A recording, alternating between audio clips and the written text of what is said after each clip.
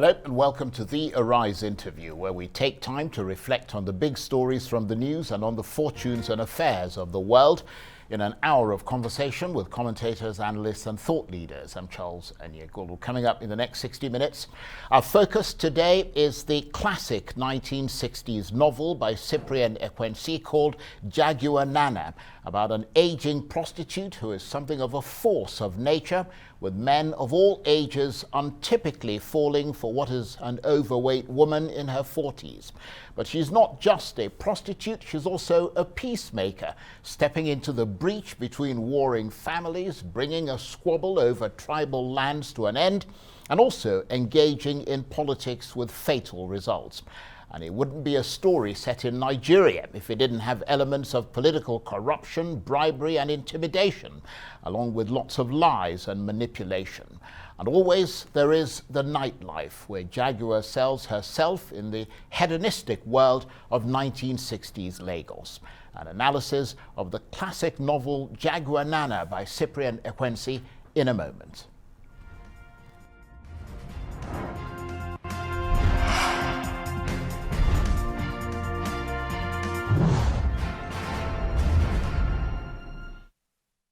Now, the famous Nigerian writer Cyprian Ekwensi wrote many brilliant books in his lifetime, but of them all, Jagua Nana has remained the most popular with people all over the world. The book tells the story of Jaguar, a brazen, aging prostitute and good-time girl who happens to have a heart of gold. Predominantly set in 1960s Lagos, there are diversions when she visits other parts of Nigeria. And against that backdrop, there is jazz and high-life music being blasted out of the nightclubs that Jaguar visits, seeking out men and money, which she uses to look after her toy boy Fred and to put him through his law degree in London. So, a book that is, to say the least, emotionally charged. The logline says it all, an earthy novel of a calculating seductress whose loves were many and scruples few. The writer Cyprian Ekwensi skillfully examines the Nigerian culture of the early 1960s through various characters intertwined with the life of Jaguar. But it goes beyond that, giving the reader a glimpse into a world of evolving Western culture as it has been imposed on Nigeria, a woman struggling for equality and riches in a world that is full of prejudice and is not quite ready for her kind. We'll talk more about all that in a moment. But first, here's a review of Jagua Nana on Goodreads, the global site that helps people find and share books. The whole book is set in the 1960s in Lagos, and we see a lot about the city, about the grittiness of the city, the life of the women who try to make a living and to try to make money to really get by. But we follow this 45-year-old woman who really is not likable. Even though I somehow understood what she was doing and felt with her sometimes, I pitied her at other times, I never really liked her. There's something selfish and vain about her that I really didn't like. At the center of everything that she wants to do is being recognized, looked at. There's a lot of talk about how she dresses up, how she uses her body, and how she applies makeup and clothes and the dancing in the Tropicana. There's a lot about that. There's a lot about the woman, Jagua Nana. She's 45, she left her village, came to Lagos. We get a lot of her background towards the end of the book, but most of the book centers around her and her relationship to Freddie and what she wants from it and what she expects from it, but also what she's not willing to give up in her life for it. So the more I read, the more I realized that this book is showing us how this woman is trying to stay independent, to do what she wants, to be free. But also she's kind of hooked onto this young man, Freddie.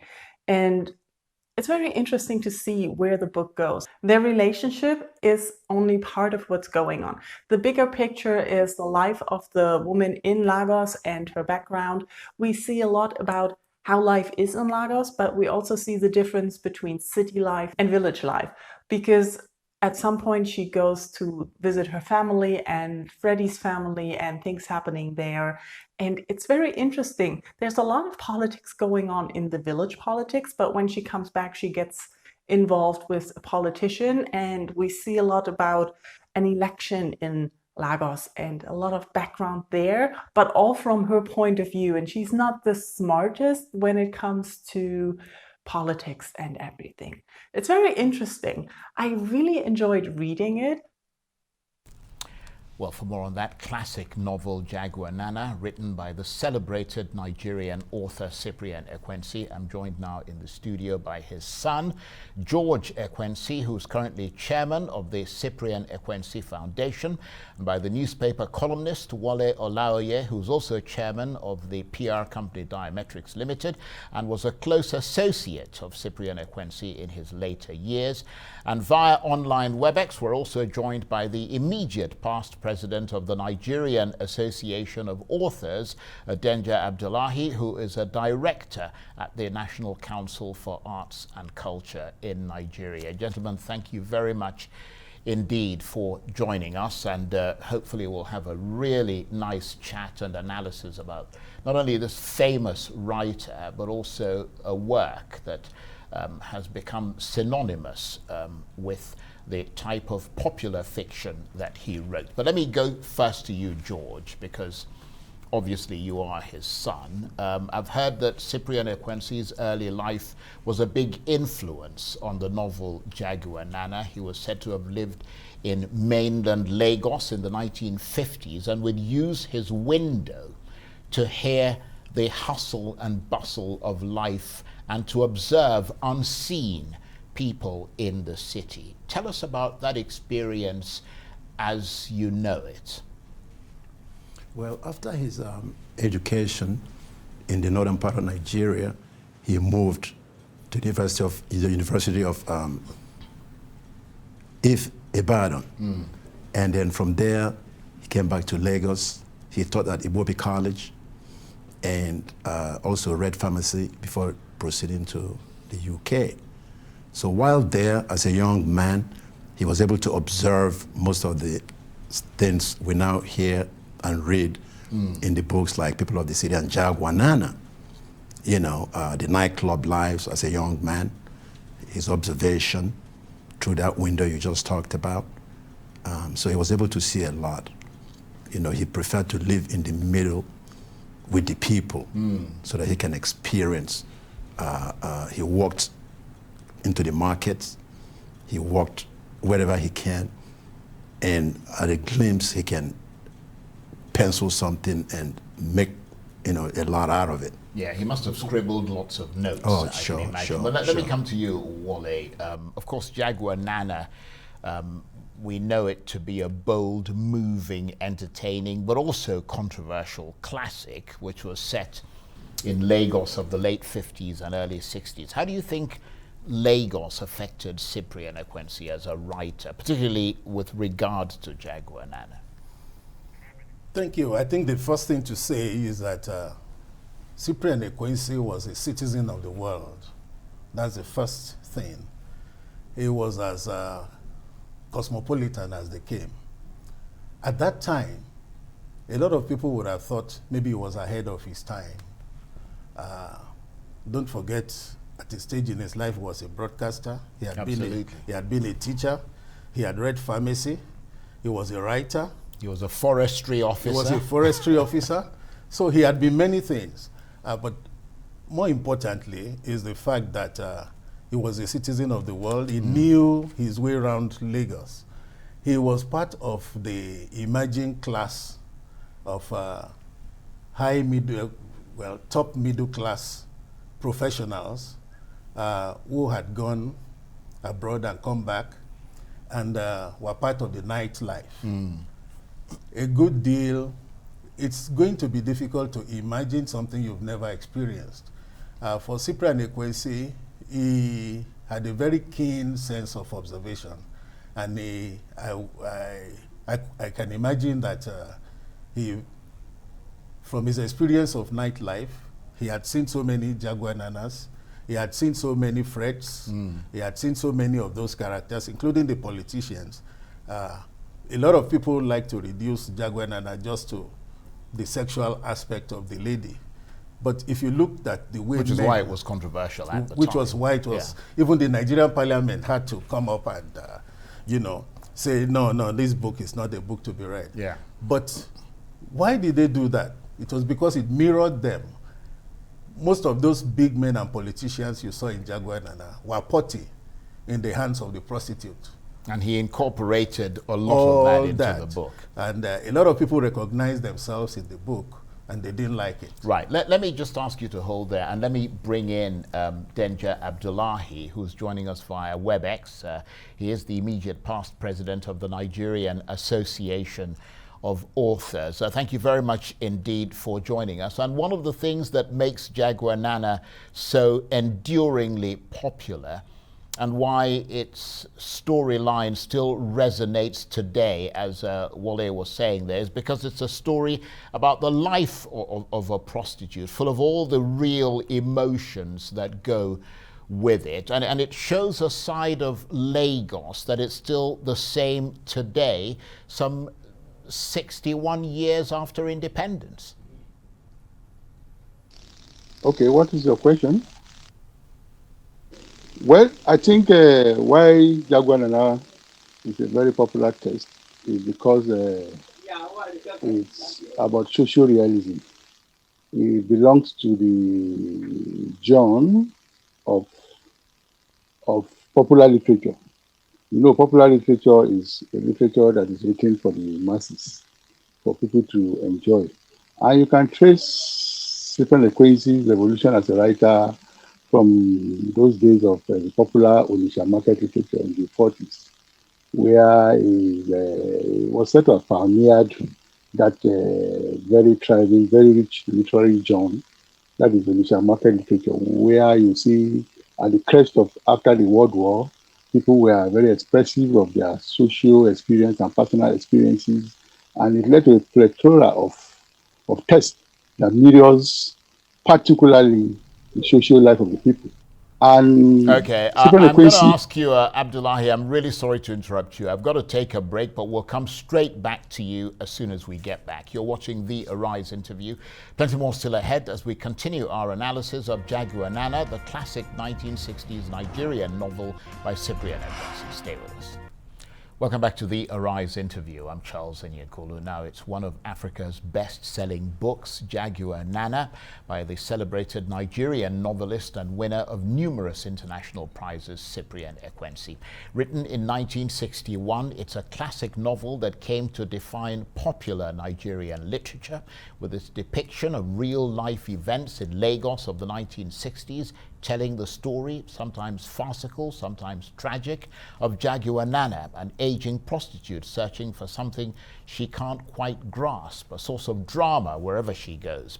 With its simple but engaging literary style, the novel taps into 1960s Nigeria, where everyone is hustling and on the make, inspired by the pace, rhythm, and hope of a post-independence nation.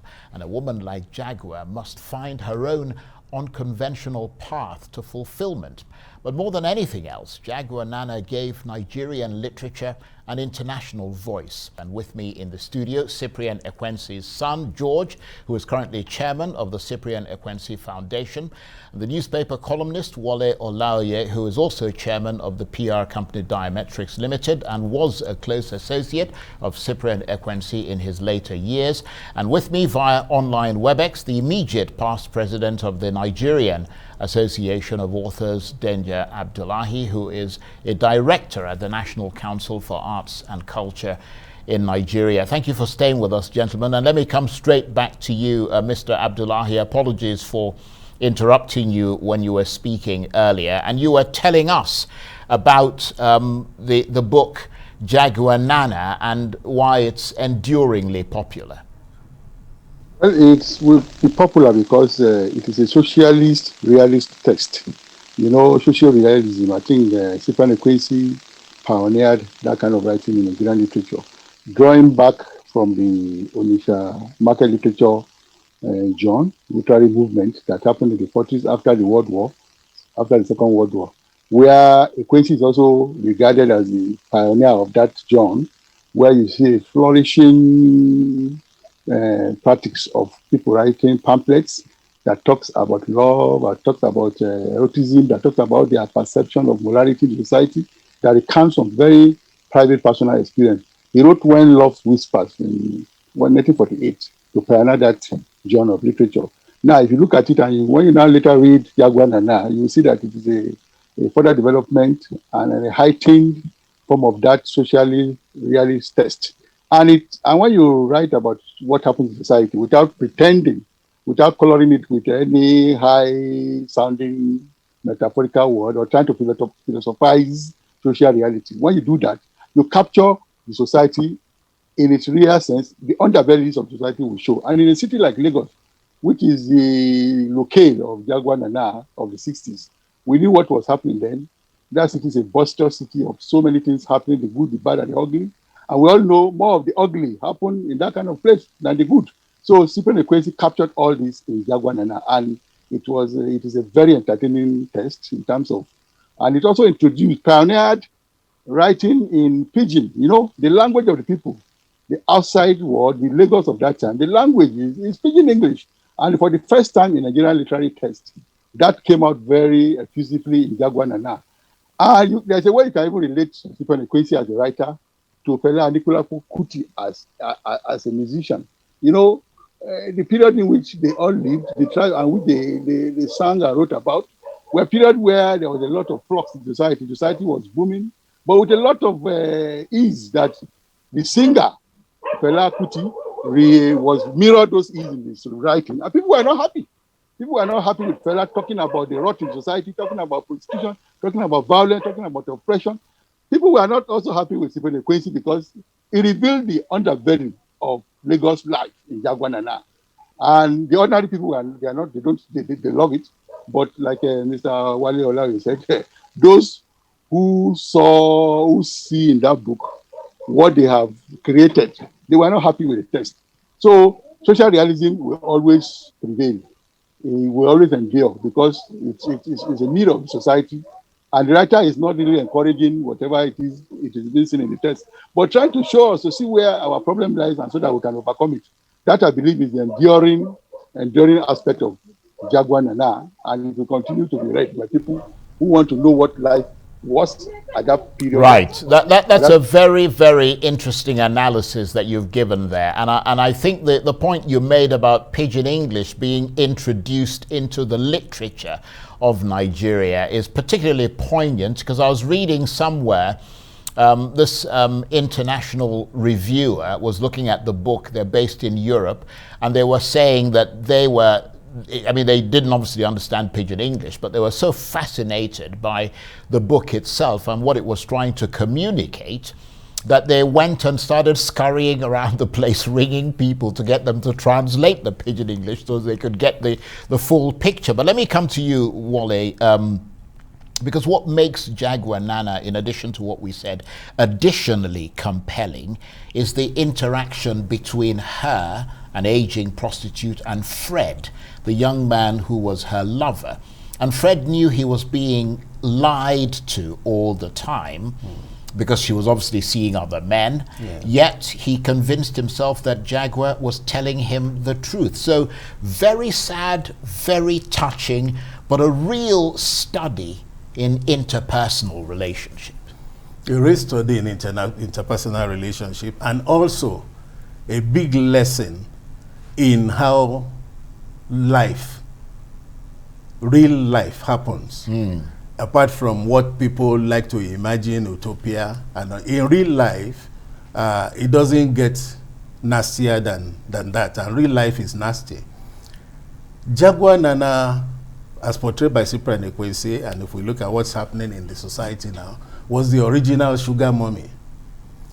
Absolutely. In one respect, she was this doting sugar mommy. In another respect, she was a very generous human being, as good as anybody could be. In another respect, which was tragic, her involvement in politics, but in that kind of trade, you meet all sorts. And the fact that she manned or womaned her corner so incredibly well, she bought herself a fine boy. I like that. She liked him. So she used her money to, and you would say, I would say not just like, she loved him. She did. Because she invested in him. And things like that, believe it or not, are still happening today. But it was always a forlorn hope, though, on her part, wasn't it, George? Because, I mean, she was investing in him, sending him to England to study law. He was much younger than her, in the hope that many years later, when she would have been considerably older, he was going to come back and marry her. That's why I say it's a forlorn hope, isn't it? In some ways. There were times where he even thought that he was missing, when they get a separation for a minute, he felt that he was missing being tortured, quote unquote, because he thought that, you know, this woman torments me, but here I am missing her, you know. So then when he came back, you saw what happened between that and the lady named Nancy, or Mama Right, Nancy. okay, let me ask you to hold that thought. Yes. We'll come straight back to you. You're watching the Arise interview. Plenty more still ahead as we continue our analysis of Jagua Nana, the classic 1960s Nigerian novel by the celebrated author Cyprian Ekwensi. Stay with us. Welcome back to the Arise interview, where we speak to the newsmakers as well as ordinary people doing extraordinary things around the world and featuring the voices at the heart of the stories. I'm Charles Aniegolu. Now today on the program, one of the best known Nigerian novels of the 20th century, Jagua Nana by Cyprian Ekwensi, the pharmacist, forestry officer and broadcaster turned novelist. The book is an extraordinary novel that focuses on the contradictions in the life of an aging sex worker in Lagos, following the sometimes crazy, sometimes tragic, but always vivid and colourful life of the title character Jagua Nana. Fusing a moral assessment of Lagos and city life in the 60s with a critique of the social problems faced by people living the urban life, and written in a matter-of-fact style, it encapsulates one of the most unforgettable heroines in African literature, a woman no longer young but still irresistible, living a life of hedonism in Lagos, a book that critics say gave Nigerian literature its populist voice. So, what is it about Jagua Nana that made it a modern African classic? And 60 years after it was first published, why does this bold, moving, entertaining and controversial book still appeal to readers across the world today? So we learn a lot about the people living there. We learn a lot about the characters, and we learn a lot about the time. And that was very interesting.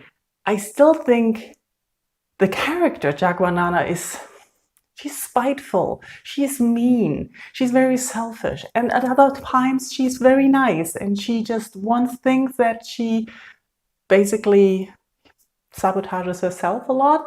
And I don't know. It was a very interesting read, confusing at some times, very educational in historic terms about life in Lagos. And also, at some point, I was like, she's just doing what she has to do to live the life she wants to live. And you got to respect that. So if you're wondering if you should pick up this book, I definitely say yes. It's interesting, it's confusing, it's very stressful because you just want to shake the people in there sometimes. But it's also wonderfully written. I might say the same things myself. And with me in the studio, Cyprian Ekwensi's son, George, who is currently chairman of the Cyprian Ekwensi Foundation, the newspaper columnist, Wole Olaoye, who is also chairman of the PR company Diametrics Limited and was a close associate of Cyprian Ekwensi in his later years. And with me via online WebEx, the immediate past president of the Nigerian Association of Authors, Denja Abdullahi, who is a director at the National Council for Arts and Culture in Nigeria. Thank you for staying with us. And straight back to you, George. Apologies for interrupting you earlier. It was, as we said, while he was in Lagos in the late 50s, early 60s, that he wrote the book Jagua Nana. How did that novel come into being? What do you know as his son about what motivated him to write it? What I know about it is being in Lagos, people migrating from all parts of Nigeria, hustlers, People wanted to survive, like Jagua Nana was trying to do. And I recently stumbled into the manuscript. That's fascinating. And that manuscript, The original manuscript. The original manuscript. It was handwritten, it was scribbled. He started also by his experience in the North, the first draft of it, trying to show how things, if you compare it to today, you see how things are deteriorating. You know, real quickly, there was a general, lieutenant general from governor general, a British governor general, that eventually was recalled, and they brought a new guy in. But they made him in Kano. Again, my father can never get away from the North. So they made this guy in Kano. And the man came out, the emir couldn't believe it. He's looking for the lieutenant general, and he saw a young man with a first cap and a blazer. And he spoke in Hausa. This is the emir, not any other person. The emir said, Dambanza governor. In other words, useless. What is this man doing here? I'm going to call the king or the queen to take him back. The previous guy was dressed, he was cultured, this man is not fit to be governor. That began to show the deterioration to where we are today. Because now you get a change of guard, and all of a sudden you got a rascal coming in.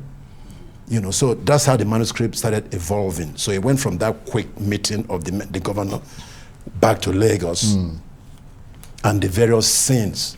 But it was a work of art.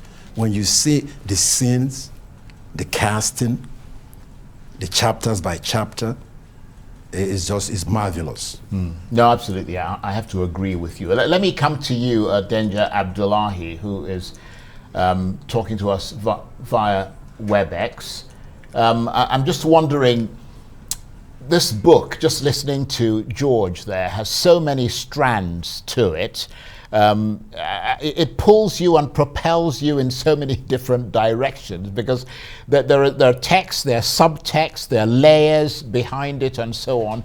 But what really captivated me was George describing his discovery of the manuscript. You are, of course, a former president of the Nigerian Association of Authors, and you must know how writing has evolved over the years. I mean, at that time, you had to handwrite your manuscripts from start to finish. I mean, that must have been quite a challenge. Yes. Well, at the time that Cyprian Ekwensi wrote, I think writing was a very arduous task, because most of the technological enhancements that we have today that makes writing easier were not there. But we all know Cyprian Ekwensi was more or less like a professional writer, somebody who made an attempt to live solely by his writing, who believed that a writer must continue to write, and a writer must derive benefit, social and economic benefit from his writing. So he was an ardent writer, and that was why he was very prolific.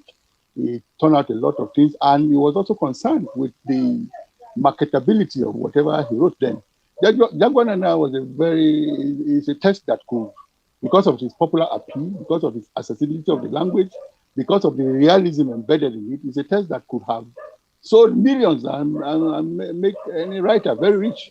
And although it established its reputation, and it went on to also give an appeal in other kind of writing that he did. More of what I will credit Cyprian Ekwensi of having achieved is to be a writer that has a cross-cultural appeal, you know. We can call him a nationalist writer. In his other texts, such as African Night Entertainment, The Burning Grass, Passport of Malamila, you could see somebody who is very concerned about not just where he originated from in Nigeria, but about the country as a united entity.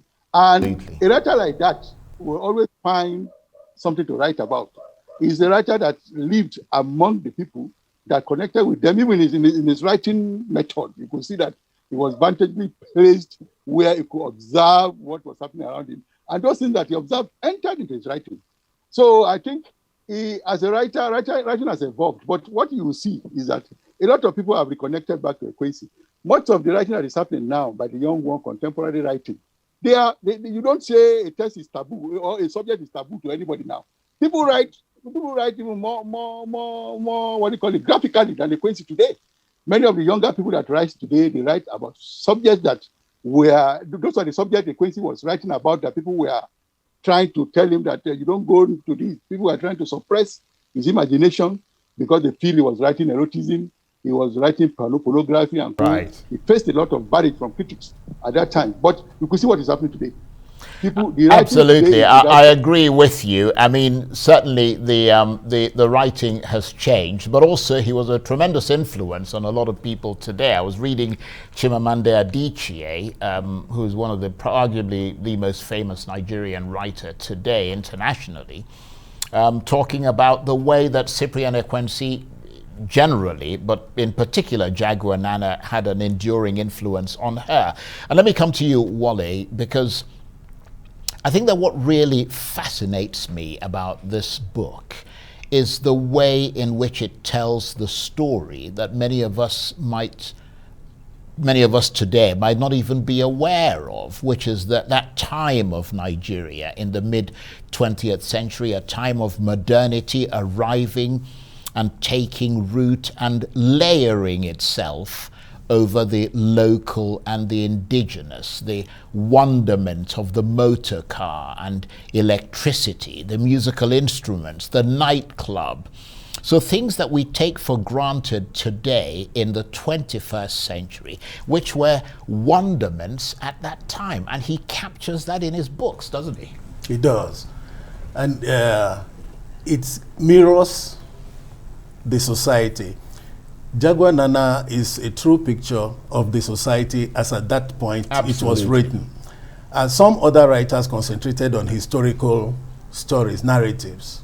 But the point you were making earlier on how it was written and how difficult it must have been, Denja himself being an author,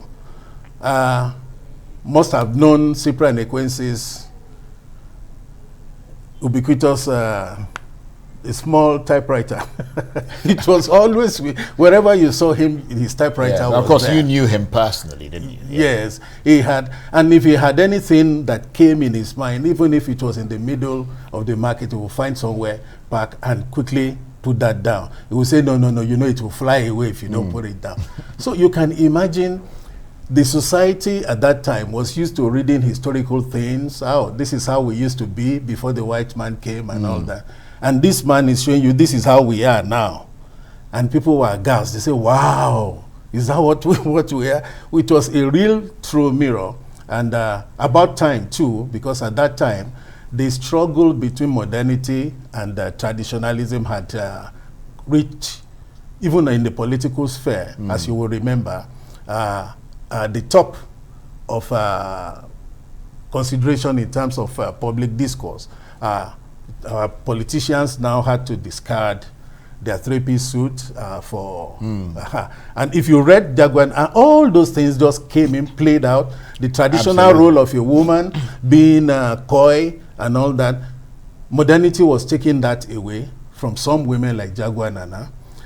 The traditional role of a woman being just in the background, modernity was taking that away because Jagua Nana was an independent woman. She knew what she wanted. She had an idea how she could get it. Moralists may want to judge her, but I don't think that was the intention of the author. The author wanted us to see society. This is how you look. And that's a very interesting point. And we've got about a minute and a half or so before we take a break. But George, listening to Wole there, all these characters and narratives cohabiting in a book about a historical time in pre-colonial and post-colonial Nigeria, with the colors of a changing world vividly displayed along with the human dispositions at play then. So very simple but very engaging literature of the collision of cultures told with a very human voice. Yes. And to answer that additionally, and looking at that transcript just for a moment, there's a scribble on it that where he says, I'm a pharmacist and every pill is bitter. So what I'm going to do, just a scribble as a starter, what I'm going to do is use Jagua Nana to sugarcoat the story so that the people, like he said, will not recognize that you're talking today. It's like a disclaimer. You know, so you use Jagua Nana to sugarcoat the politicians, the corruption, and all whatnot. So all those characters were masked under Jagua Nana. And like DJ said earlier, people then now didn't understand that it's not pornography or prostitution, but Jagua Nana was the cover to expose all those areas of the society. So possibly each one of those characters represented somebody in real life. Yes. I mean, 1960, right after independence, and we're talking about our elections. I mean, I don't want to go too far into Yes, it. well, let's not go too far Yes, because I got to take a break. Okay. So do stay with us. But before we go, let me just say a quick thank you to Denja Abdullahi, who's got other things to worry about than talking to us. He is former president of the Nigerian Association of Authors. Thank you very much indeed for joining us. But two of you stay with me. You're watching the Arise interview. As we continue our analysis of Jagua Nana, the classic 1960s Nigerian novel by the celebrated author Cyprian Ekwensi. Stay with us.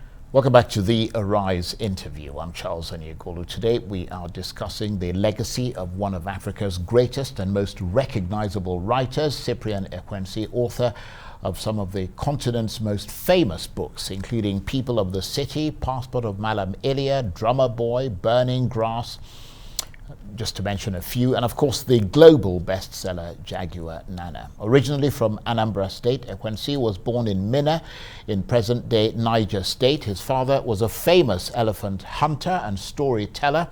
In school, as in life, Ekwensi was brilliant and gregarious, attending Government College Ibadan and becoming engrossed in Yoruba culture. His school life and his multi-ethnic upbringing would be amply reflected in his many novels. So many in Nigeria, Africa, and across the world have been touched and influenced by the grace of his storytelling and the style of his authorship, and particularly his novel Jagua Nana, published in 1961, was full of the restlessness, melodrama, and excitement of Lagos, with characters ranging from nasty landlords and women stripped naked in public to political violence, the prostitute with a heart of gold, and the seduction of powerful politicians. You simply couldn't get a better bird's eye view of the cultural and political scene in Nigeria in the 1960s, gloriously imagined by the brilliant Cyprian Ekwensi. And with me in the studio, Cyprian Ekwensi's son, George, who is currently chairman of the Cyprian Ekwensi Foundation, and the newspaper columnist Wole Olaoye, who is also chairman of the PR company Diametrics Limited and was a close associate of Cyprian Ekwensi in his later years. Gentlemen, thank you for staying with us. And let me come to you, Wole, because I wonder if there's a problem in that the characters in Jagua Nana are stereotypical, as are some of the incidents. I mean, there is a certain amount of high melodrama, and an aging sex worker whose much younger lover longs to travel to the UK to study law. And Jaguar offers to pay for his trip to England on the understanding that when he returns, he will marry her. And of course, Freddie, her lover, despite being prepared to take Jaguar's money, does not like the way she earns it. Tell us more about this aspect of the book. Well, that aspect of the book is one of the most fascinating for me. When you look at what she had to go through in order to put food on the table, in order to get Fred all he wanted, to make him live his dream.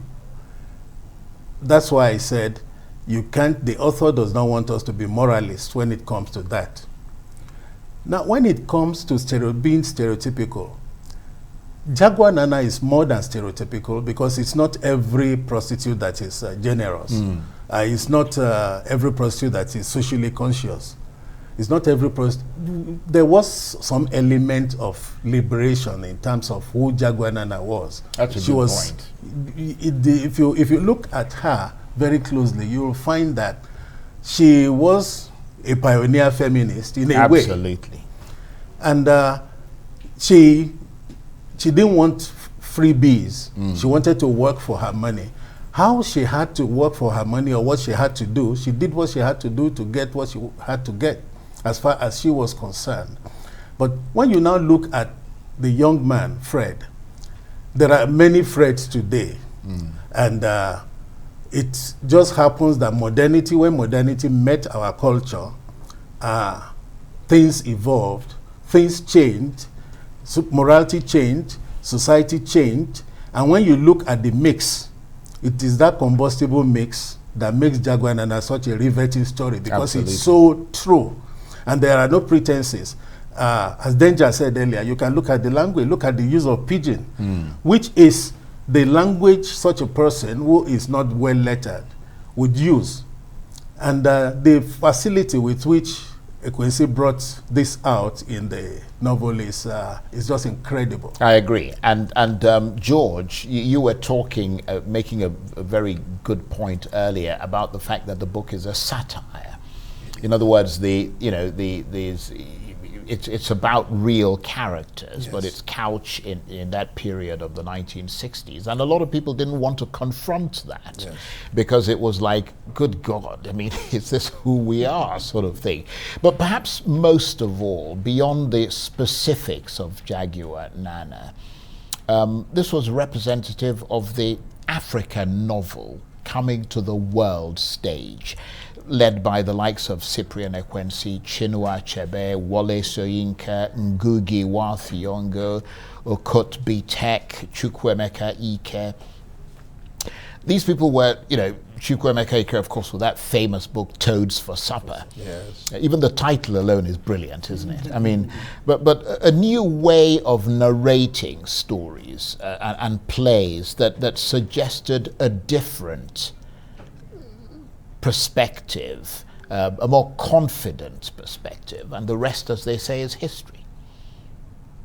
Correct. Because you say, the aspect of that writing you're talking about is with the pidgin English, which somewhere I read that people actually read the book twice. People outside the country had to read it twice just to even try to make sense out of it. But that's what I'm talking about, confidence. Yes. That you're confident enough to start to inject your own experience into a book that you're going to, sell internationally. Yeah. And there's been renewed interest now on republication and so many things of that sort. So it's truly a classic. Absolutely. And Wole, I mean, in a sense, being a sort of reporter and broadcaster, because I mean he was a broadcaster. He helped him to become a good writer, because of course he had to report the landscape of his imagination. He had to map it out as a writer, even though as a novelist what he wrote about may not necessarily be factual elements, although George is telling us that a lot of it is. They had to be rooted in fact, and they have to be told in a way as if they were a journalistic piece. Well, that was the beauty of the simplicity of his language. Absolutely. Derived from his experience as a reporter, derived from his embrace of journalism, derived, at that time he also wrote regularly for Drum magazine, derived also from his... That's another famous one, Drum magazine. Yes, he was a columnist there. Right. And, you could see the simplicity of his language. The simplicity of his language. Cyprian Ekwensi was one of the very first among our modern writers who told the African story. It's the big thing now in public relations and in so many areas of life. They say, tell your own story. Absolutely. Stop depending on others to tell the story for you. Jagua Nana told her own story. Everybody in that book told the story of our society.